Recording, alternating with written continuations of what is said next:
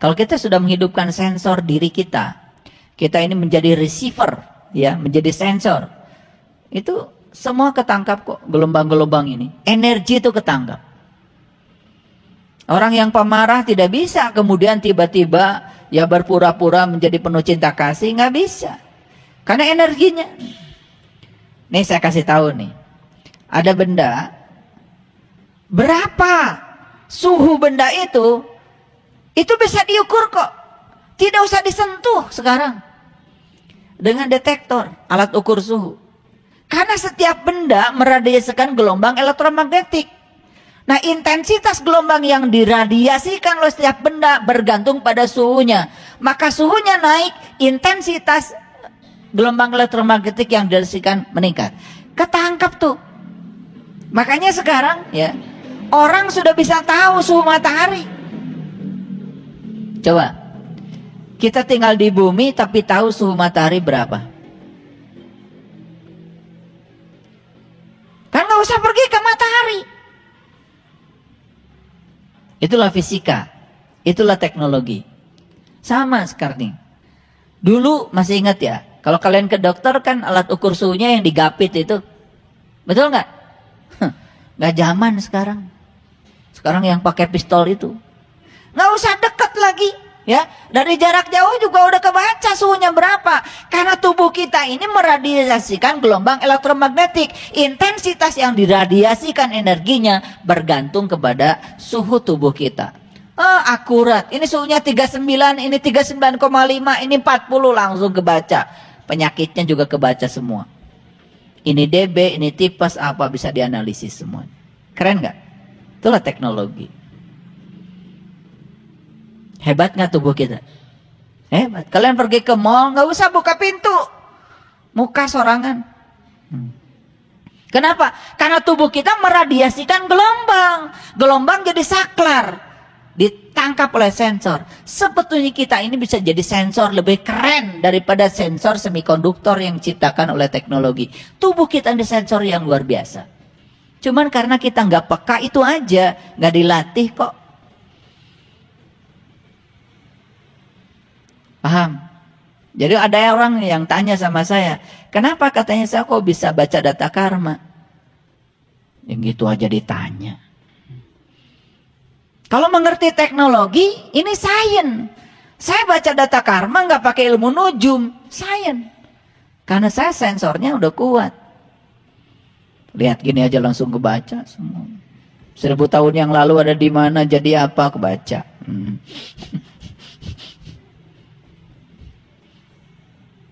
Ya gampang sekali. Nah itu gak usah dipelajari, gak usah.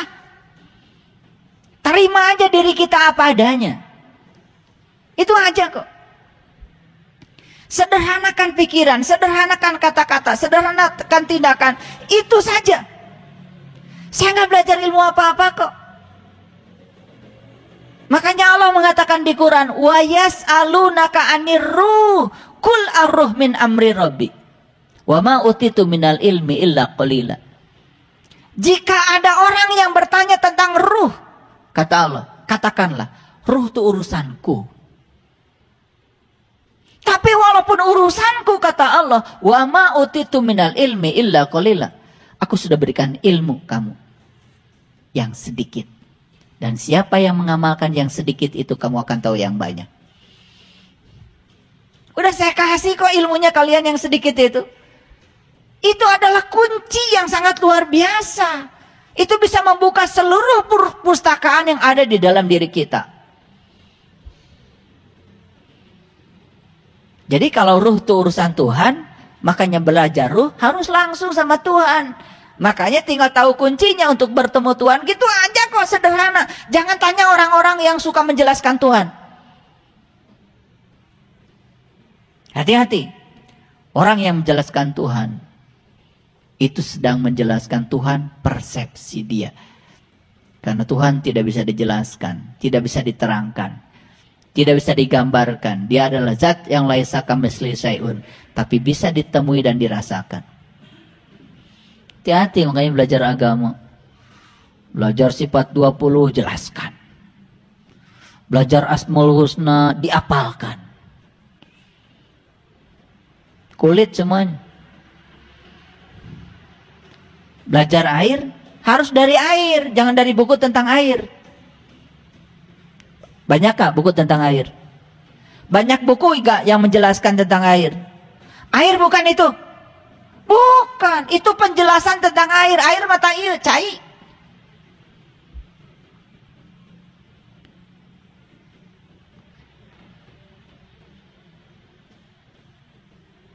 Siapa psikolog? Orang yang mengerti jiwa. Siapa yang mengerti jiwa? Yang belajar jiwa dari jiwa. Bukan dari buku tentang jiwa. Atau cenah. Kartos ya tante. Ini baru contoh-contoh salah kaprah. Banyak gak? Wah, kalau saya orek-orek banyak. Salah kaprah dalam bekerja. Ada gitu salah kaprah dalam bekerja? Ayo saya tanya, kenapa kalian bekerja? Hampir saya tidak menemukan orang bekerja. Saya bekerja karena saya sedang dipakai Allah. Karena saya dititip peran oleh Allah. Karena saya dengan pekerjaan ini sedang menjadi kepanjangan tangan Allah. Untuk menyampaikan cinta kasih Allah pada orang-orang yang butuh pertolongan. Gitu nggak? Jarang. Kalau tanya orang kenapa kerja cari duit. Makanya dapatnya cuma duit. Iya. Tanggal 1 dapat, tanggal 2 udah hilang. Jadi banyak utang. Salah. Salah kaprah. Gitu.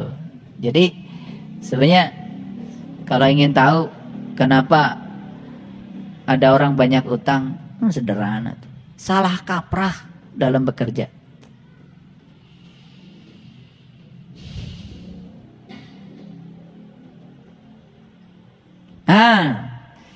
Kita pakai ayat deh, biar kelihatan ngajinya. Coba lihat Quran surat Ar-Ra'd ini. Surat ke-13 ayat 11. Lahu muaqibatun min baini yadai wa min khalfihi yahfadunahu. Maaf kalau terjemahan saya agak berbeda.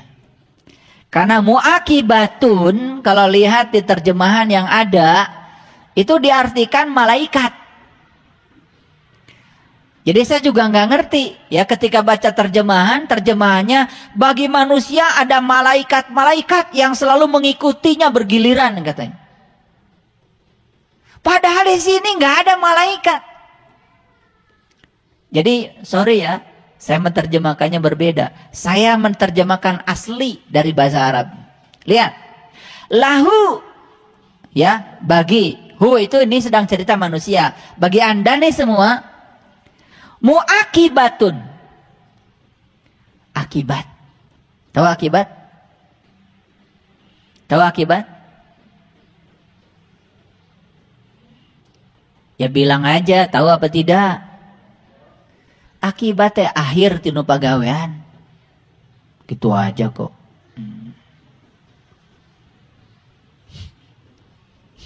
Taeta herat teh. Akhirat yang sebenarnya itu akhir dari pegawaian. Akhir dari sebuah pekerjaan, akhir dari sebuah tindakan. Itu akibat. Jadi akibat itu diciptakan oleh apa? Oleh sebab. Paham? Kalau kamu menciptakan sebab baik, akibatnya akan baik. Kalau menciptakan sebab buruk, akibatnya akan buruk. Makanya ayat ini mengatakan lahu muaqibatun min baini yadai wa min khalfihi yahfadunahu.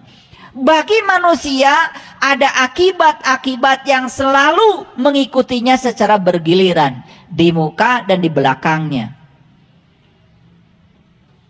Min amrillah, mereka menjaganya atas perintah Allah, bukan malaikat. Ayo lihat saya semua. Akibat-akibat itu akan mendatangi kita secara bergiliran atas perintah Allah. Gimana Allah memerintahkan? Allah itu menciptakan alam semesta ini berdasarkan hukum sebab akibat. Itu cara Allah memerintahkannya. Cukup itu. Yuk sekarang kita menciptakan kebaikan. Akibatnya dapat kebaikan. Cipta menciptakan keburukan. Akibatnya, ngikuti nggak? Ngikuti. Karena setiap hari kita beraktivitas, semua aktivitas kita itu adalah sebab yang akan diikuti oleh akibat. Dan akibat itu akan mengikuti kita di depan, di belakangnya secara bergiliran. Min amrillah, atas perintah Allah. Seperti itu cara Allah memerintahkan. Orang korupsi, ya akibatnya masuk penjara. Seperti itu Allah memerintahkan. Nah, terus akibat ini buat apa Allah ciptakan? Buat menghukum? Bukan. Hanya mengingatkan bahwa ketika kau mengambil sebab begini, ini loh akibatnya. Supaya kita belajar. Jangan menimbulkan sebab baru untuk menimbulkan akibat yang sama. Itu aja kok pesannya. Atau terlalu tinggi bahasa saya? Ngerti? Nih kalau nggak ngerti ya jangan manggut-manggut. Bilang aja nggak ngerti. Nah, sesungguhnya Allah tidak merubah keadaan suatu kaum sehingga mereka merubah keadaan yang ada pada diri mereka sendiri. Lihat saya semuanya. Gimana cara kita merubah keadaan? Gampang kok. Ingin merubah keadaan berarti kita ingin merubah akibat. Nah, merubah akibat berarti kita merubah sebab. Gitu aja kok. Gitu aja. Nah, mari kita lihat sekarang. Kenapa saya sakit? Saya tanya sakit apa? Sakit fisik. Kenapa sakit fisik? Lihat. Sakit fisik itu akibat. Sebabnya apa? Oh, ternyata sakitnya adalah spirit nih, jiwa sakit. Ketika jiwa sakit, tubuh yang kedua sakit. Tubuh intuisinya sakit. Tubuh intuisi sakit, yang ketiga sakit. Tubuh mentalnya. Tubuh mental sakit, yang keempat sakit. Tubuh energi sakit. Ya. Aliran energi dalam tubuh tidak bagus. Akibatnya, sistem kelistrikan, sistem kimiawi tubuh kacau balau. Itu yang disebut dengan metabolisme tubuh bahasa biologinya. Jadi metabolisme tubuhnya kacau, ya karena dikacaukan oleh sebab kita. Kita yang menciptakan kekacauan. Akibatnya jadi kacau. Jadi, tolong diperhatikan. Yang mengikuti kita secara bergiliran itu bukan malaikat. Yang mengikuti kita secara bergiliran itu adalah akibat dari semua sebab yang ditimbulkan. Paham maksud saya? Dan gak akan salah. Makanya saya juga heran kenapa semua terjemahan Quran menerjemahkan muakibatun jadi malaikat. Tuh ngerti saya mah. Saya baca ini terjemahan ini, saya baca terjemahan ini, katanya terjemahan ini lebih bagus. Saya baca semuanya. Semua terjemahannya malaikat. Nah, akibat diterjemahkan jadi malaikat. Coba, kalau diterjemahkan akibat tuh akibat, masuk akal nggak? Masuk akal nggak? Itu hubungannya satu-satu kayak fungsi. Matriksnya itu jelas. Kamu melakukan tindakan begini, akibatnya begini. Kamu melakukan tindakan begitu, akibatnya begitu, sudah satu-satu. Kamu mencintai, kamu akan dicintai. Kamu memberi, akan diberi. Itu aja kok. Paham sampai sini? Oke, kalau paham lanjutkan dulu. Nah, poin saya adalah innallaha la yughayyiru ma biqaumin hatta yughayyiru ma bi anfusihim. Jadi Allah tidak akan pernah mengubah keadaan kita kalau keadaan kita tidak dirubah oleh diri kita sendiri. Nah, keadaan kita itu yang disebut dengan nasib. Nah, sekarang tarik lagi ari nasib buatan saha? Yuk, ulangi lagi tadi. Pikiran menciptakan kata-kata.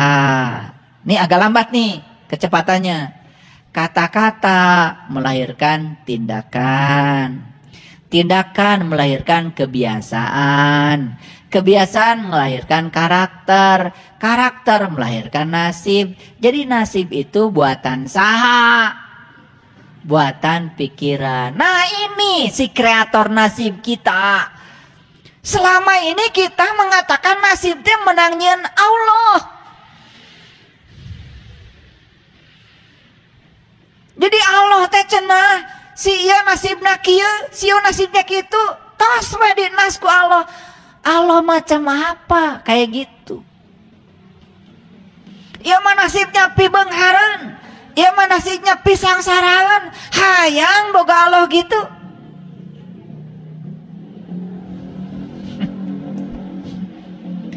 Ayo kita tarik salah kaprahnya ya. Jadi Allah itu menyediakan kebahagiaan yang sama buat semua orang. Allah tuh menyediakan waktu yang sama buat semua orang. Waktu Anda dengan waktu saya sama kan 24 jam? Cek Allah teh maneh masa poe geus we 12 jam. Kasih mah 18 jam enggak. Semua kita diberi waktu yang sama 24 jam. Ayo, kurang gimana Allah? Disediakan ruang yang sama, disediakan kesempatan yang sama, disediakan rezeki yang sama. Kenapa rezeki saya berbeda? Salah maneh nyokotna. Atuh da batur hudang kene maneh emang geus sare.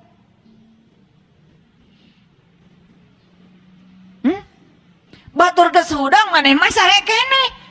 Rek teu robah kumaha nasib. Nah, kita itu suka menyalahkan pihak lain, menyalahkan orang lain. Betul enggak? Iya, kalian mah kebiasaan. Ya. Tidur pegel leher, salah bantal, cek bantal teh maneh nu sare. Eta kebiasaan. Bantal mah gimana kamu?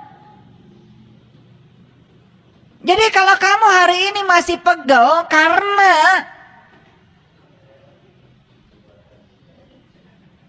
lehernya pegel karena salah pakai bantal.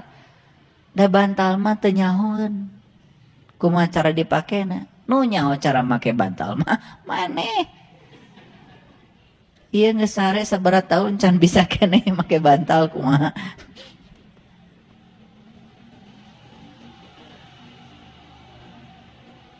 Bantal itu, nih bantal nih cerita bantal. Ini harus diajarin bantal aja belum bisa. Saya nggak ngerti ini mau gimana hidup. Iya. Bantal itu ya coba beli bantal itu yang mahal. Gimana caranya? Jangan berpikir mahal, berpikir kabeli.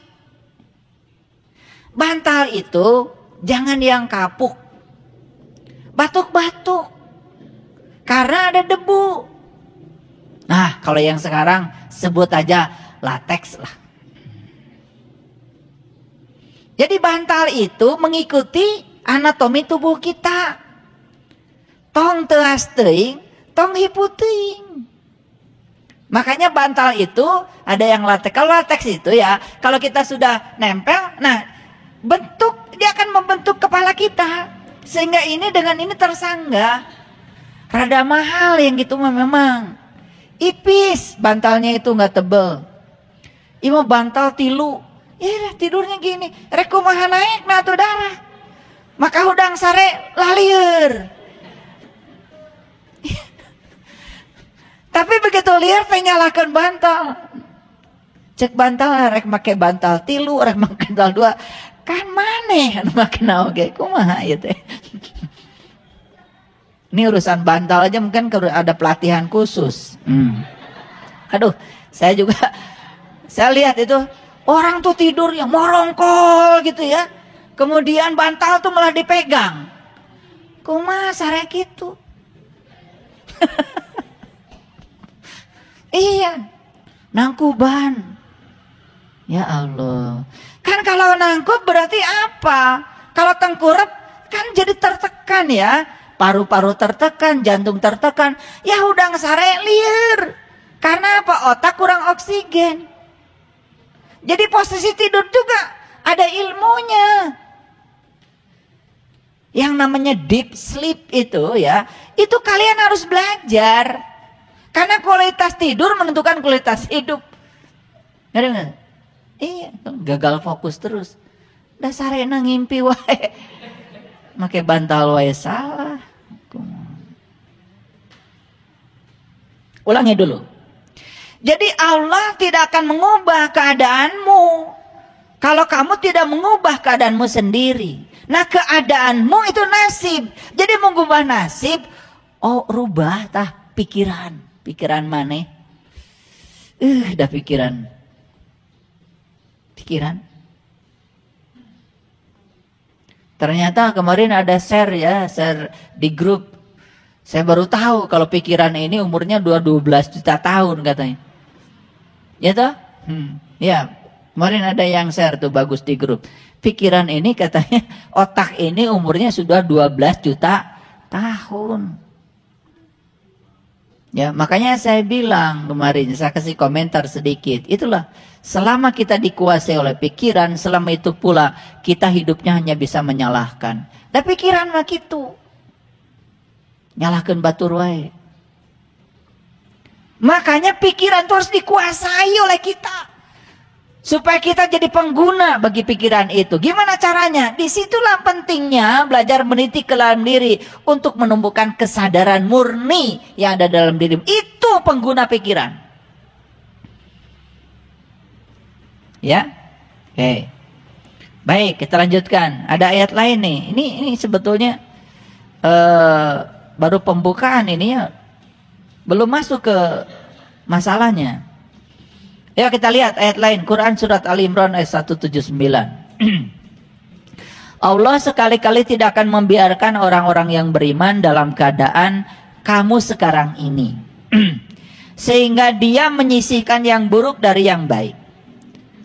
Jadi Allah itu tidak akan pernah membiarkan yang buruk itu nempel pada yang baik. Gak akan pernah.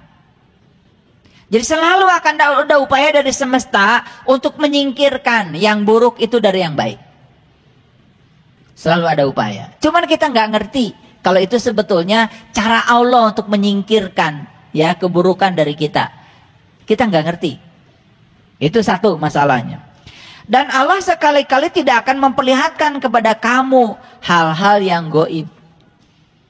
Jadi Allah itu tidak akan memperlihatkan kepada kamu hal-hal yang gaib. Berarti kalau Allah tidak menunjukkan yang gaib, berarti Allah itu akan menunjukkan yang nyata. Jadi semua perkara yang hari ini masih gaib bagi kita, kudu nyata. Ya diajar agama gaib wae tiba. Tapi percaya deh kepada yang gaib. No gaib teh hese dipercaya lamun can nyata. Mungkin nanti saya harus bicara tentang martabat 7 alam nanti. Nih kasih catatan aja sekarang. Jadi Allah tuh saking ingin dikenal, dari yang martabat pertama Allah sebagai ahadiyah itu turun sampai jadi insan kamil. Saking ingin dikenal Allah itu. Ya nanti ada khusus ya kuliah martabat 7 alam nanti. Kalau saya bahas sekarang nggak cukup waktu karena temanya ini terlalu luas. Baik, kita lanjutkan. Akan tetapi Allah memilih siapa yang dikehendakinya di antara rasul-rasulnya. Nih ada kalimat yang bagus. Allah itu tidak akan memperlihatkan kepada kamu hal-hal gaib.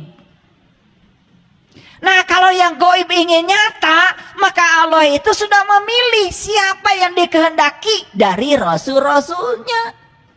Jadi tugas rasul teh berarti sederhana. Untuk mengajarkan yang gaib jadi nyata. Teta. Jadi kalau yang gaib kene nepi kaki wari. Bukan rasul berarti. Dan rasul mah bisa Mengajarkan yang gaib itu jadi nyata, kaharti. Paham? Gitu. Karena itu berimanlah kepada Allah dan Rasulnya. Nah, makanya disitulah. Jadi siapa Rasul itu? Rasul itu adalah utusan Allah yang ditugasnya membawa kita kepada Allah. Yang tadinya Allah gaib, setelah ketemu Rasul, Allah tuh jadi nyata. Taeta Rasul. Makanya beriman jadi dua. Satu beriman pada Allah, yang kedua beriman pada Rasulnya. Sebetulnya ini lebih dalam lagi dari itu. Cuman kalian gak akan ngerti. Udah sampai sini aja dulu. Gak akan ngerti. Saya juga udah lihat dari wajahnya. Gak mungkin saya naik lagi. Stop sampai di situ. Ya. Dan jika kamu beriman dan bertakwa, maka bagi kamu ada ajrun, adin. Nah ini, saya sengaja ini tidak saya ubah. Hanya ingin menunjukkan setiap kata ajrun dalam Al-Quran selalu diterjemahkan pahala. Padahal ajrun itu adalah zat, zarah, partikel. Jadi ajrun azim artinya adalah zatnya yang maha agung. Jadi siapa yang beriman dan bertakwa kepada Allah, maka dia akan mendapatkan zatnya Allah yang maha agung. Artinya apa? Dia akan mengenali Allah lebih dalam lagi. Itu maksudnya. Itu sebetulnya yang sering diterjemahkan pahala selama ini itu bahasa Arabnya itu ajrun. Makanya saya tidak terjemahkan, tidak dirubah terjemahnya. Biarkan seperti itu. Tapi saya berikan komen sedikit supaya mengerti. Paham? Oke. Baca lagi ayat yang lain. Nah, ini ada beberapa ayat sengaja saya munculkan di sini. Ini Quran surat Al-Fat ya, 27. Ini keren sekali. Al-Fat itu bukan kemenangan. Tolong dikoreksi itu, karena banyak terjemahan Quran yang mengatakan Al-Fat itu kemenangan. Al-Fat itu keterbukaan, keadaan terbuka. Jadi dari Al-Fatihah, Al-Fatihah kan pembuka. Jadi Al-Fat itu adalah keadaan terbuka. Setelah ketemu Al-Fatihah, baru kita akan memasuki keadaan terbuka. Itu Al-Fat namanya. Jadi Quran surat Al-Fat itu isinya cerita tentang pengalaman bagi yang sudah terbuka. Terbuka apanya? Terbuka penglihatan kolbunya kepada Tuhan. Oke, kita lihat ayat ini. Sesungguhnya Allah akan membuktikan kepada Rasulnya tentang kebenaran mimpinya dengan sebenar-benarnya. Bahwa sesungguhnya kamu pasti akan memasuki Masjidil Haram. Jadi tugasnya Rasul itu adalah mengantarkan kita ke Masjidil Haram. Masjidil Haram itu adalah tempat asal kita hakikatnya. Makanya manusia itu berjalan ilal Masjidil Haram, minal Masjidil Haram ilal Masjidil Aqsa. Maaf ya, Masjidil Haram itu adalah rahim ibu kita. Masjidil Aqsa itu adalah tempat yang jauh, sejauh kita mencari. Kalau kita bertemu dengan seorang guru yang akan mengantarkan kita kembali menemukan pengalaman persis seperti saat kita di rahim, itu namanya Masjidil Aqsa. Makanya ketika dirahimkan kita ditanya, Alastu birabbikum, apakah aku ini Tuhanmu? Kita bisa menjawab saat itu. Qalu bala syahidna. Ya, aku menyaksikan. Loh, sekarang jadi tidak bisa menyaksikan. Loh, sekarang tadi tidak bisa menjawab. Berarti harus ketemu dulu Masjidil Aqsa, tempat yang jauh, sejauh kita mencari untuk menemukan hakikatnya diri. Nah, gimana caranya? Kan dari asal kembali ke asal. Itu siklusnya. Makanya kalau kita pergi ke Mekah, kemudian kita tawaf, bikin lingkaran. Berasal dari satu titik, berakhir titik yang sama. Jadi, Masjidil Haram dengan Masjidil Aqsa itu tempatnya itu juga. Paham ya? Nah ini, perhatikan ya, agak berat nih kuliah kita. Masjidil Haram dan Masjidil Aqsa itu adalah tempat asal sekaligus juga tempat akhir. Makanya begitu ketemu asal dan akhir, jadi tidak berawal, tidak berakhir. Itu yang disebut dengan keabadian. Nah, oleh karena itu, maka ya Tugasnya Rasul adalah mengantarkan kita ke Masjidil Haram. Mana Masjidil Haram? Mengantarkan kembali kepada pengalaman saat kita di rahim ibu. Itu. Makanya Nabi Yunus juga kan ditelan ikan. Betul nggak? Kembali ke alam mas kumambang. Kalau dibahas dalam sekali nih, ya. Stop sampai di situ, biar nggak pusing. Nah, tetapi, nah ini, kamu itu harus dicukur rambutnya, harus digunting. Ini sederhana nih, lihat saya semua. Jadi menurut Quran ini, syarat memasuki Masjidil Haram itu harus cukur rambut. Kalau di Mekah haji, justru kalau sudah selesai semuanya baru cukur rambut. Nah, itu bedanya. Di ayat ini dikatakan kalau mau masuk Masjidil Haram, kamu harus cukur rambut. Ini Masjidil Haram yang hakikat. Syaratnya harus cukur rambut. Dibotakin gitu. Rambut yang ini dibotakin berkali-kali pun gak penting. Ya. Jangan dikira kalau orang botak itu kemudian suci pikirannya.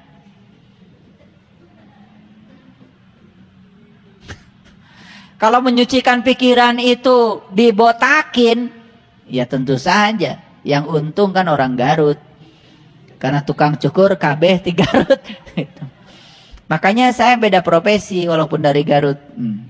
Kalau teman-teman saya nyukur bagian luarnya, kalau saya ambil profesi yang berbeda, nyukur bagian dalamnya. Jadi kalau ingin memasuki Masjidil Haram yang hakikat, syaratnya satu, cukur rambutmu di bagian dalam. Jadi ini sebetulnya proses penyucian kolbu. Ini proses penyucian pikiran. Itu. Makanya Nabi Musa waktu mau diundang ke Al-Muqaddas itu, kan kata Allah, "Hai Musa, kini kamu berada di Al-Muqaddas itu, lepaskan kedua terompahmu." Kan gitu dalam Quran surat Toha. Maka disuruh melepaskan kedua terompah. Karena apa? Nih. Pikiran itu selalu terjebak oleh dualitas. Makanya kemarin saya bilang di kajian, dualitas jangan ditandingkan, tapi dualitas disandingkan. Gitu. Ya? Apakah suami istri dualitas? Dualitas. Makanya disandingkan di pelamin, bukan ditandingkan. Sapoe dua poe mah masih bersanding. Tapoe katilu bertanding. Lucu. Ya. Itu. Jadi bersihkan, ya, cukur, gunting rambutmu. Ini kan urusan ini, karena manusia ini yang paling berbahaya di sini nih. Bagian sini. Kalau sini kotor, ke sini kotor. Udah semuanya jadi kotor. Kalau di sini kotor kan ke sini juga kotor, betul nggak? Orang yang konflik dengan pikirannya pasti selalu konflik dengan kata-katanya. Itu kan yang kemudian membuat suasana semesta ini jadi penuh polusi. Oke, itu. Makanya lihat ayat berikutnya. Ini penting. Ya. Zalika fathan qorib. Ya. Zalika fathan qoriba. Apa maknanya? Dia memberikan sebelum itu keterbukaan yang dekat. Fathan. Jadi, lihat saya semuanya.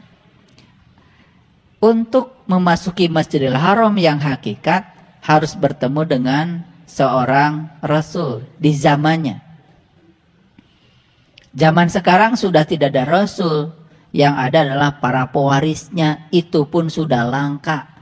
Syukur kalau kita bisa bertemu salah satu, itu sholawat. Makanya siapa yang bertemu dengan penerus ilmunya Rasul di sini saat ini sekarang, maka dia akan dapat syafaat. Wujudnya syafaat adalah ilmu. Ilmu untuk membuka ketertutupan mata kalbu kita. Begitu sudah dapat ilmu itu, brai, terbuka. Ini yang disebut dengan fathan qoriban. Itu yang disebut dengan keterbukaan yang amat dekat. Jadi terbuka itu dekat, nggak jauh. Yang harus dibuka itu bukan langit yang jauh di sana, langit terdekat di sini. 7 lapis langit yang harus dibuka itu ada di sini. Keren gak ayat ini? Dan kalau saya kupas ini ayat ini, aduh, waktu kita nggak akan cukup. Udah, stop dulu sampai situ. Itu aja udah bagus.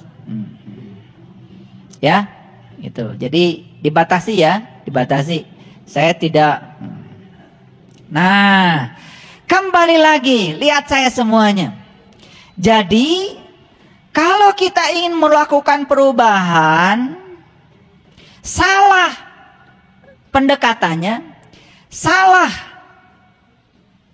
strateginya, apakah perubahan itu bisa terjadi? Gak akan terjadi. Kita ingin masuk ke dalam rumah, malah memukul-mukul tembok. Walaupun tangan kita ini sudah berdarah-darah mukul-mukul tembok, tembok tidak akan berubah menjadi pintu. Dan kita tetap tidak akan bisa masuk. Perubahan tidak akan terjadi. Oke? Nah, selama ini jangan-jangan kita ini, maaf, ngaji sudah. Baca Quran sudah. Sholat sudah. Haji sudah. Umroh bolak-balik, ya kan? Semua hal sudah dilakukan, tapi kenapa perubahan tidak terjadi? Jangan-jangan kita ini sebetulnya salah pantok. Itu maksud saya teh. Jadi pantau yang mau dimasukinya itu salah, bukan itu. Makanya kenapa ada doa di Quran, ya Allah, ya, masukkanlah aku dengan cara yang benar dan keluarkan aku dengan cara yang benar. Tai sing apal pantona.